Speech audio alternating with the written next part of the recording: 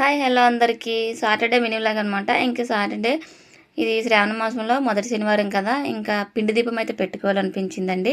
ఇంకా పిండి దీపాలు రెడీ చేసుకొని ఇంకా పూజ సామాన్లన్నిటికీ బొట్లతో అయితే అలంకరించుకుంటున్నాను. అయితే స్వామివారికి నైవేద్యంగా పానకం అయితే తయారు చేశాను, అలాగే పళ్ళు ఉంటే పెట్టేశాను అనమాట.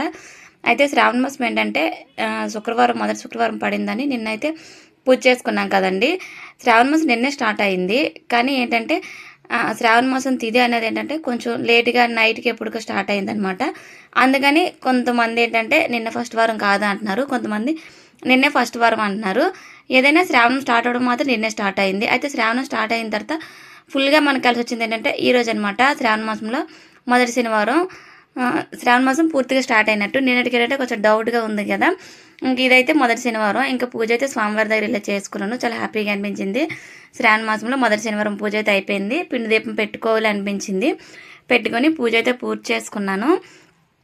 అలాగే మా హాల్లో ఉన్న వెంకటేశ్వర స్వామి ఇంకా దేవుళ్ళ దగ్గర ఇలా పువ్వులతో అలంకరించుకున్నాను అనమాట.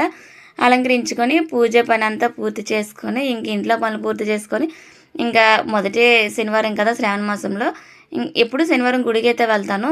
కానీ ఈరోజు ఏంటంటే మాకు వైజాగ్లో రుషికొండ దగ్గర వెంకటేశ్వర స్వామి గుడికి అయితే వెళ్ళాలనిపించిందండి. ఎప్పుడు దగ్గరలో మా కాలనీలో ఉన్న గుడికి అయితే వెళ్తుంటాను అనమాట. ఇంకా స్వామివారి దగ్గర అక్కడికైతే వెళ్ళాలనిపించింది. ఇంకా వాతావరణం కూడా చాలా కూల్గా ఉందన్నమాట. అలాగే పిల్లలు కూడా ఇంట్లో ఉన్నారు. మా అబ్బాయి హాస్టల్లో ఉన్నాడని చెప్పాను కదండి, వాడికైతే హోమ్ సిక్ అనమాట.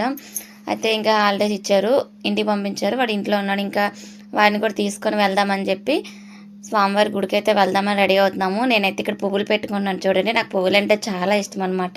కానీ నా జుట్టు కొంచెం ఇప్పుడిప్పుడే పెరిగింది, ఎందుకంటే అప్పుడు తిరుపతి వెళ్ళేటప్పుడు గుండు చేయించుకున్నాను కదా, తర్వాత పువ్వులు పెట్టుకోవాలనిపిస్తుంది. ఈ రోజుకైతే అయ్యింది, ఇంక పెట్టుకున్నాను. అలా వీడియో తీసుకున్నాను అనమాట సరదాగా.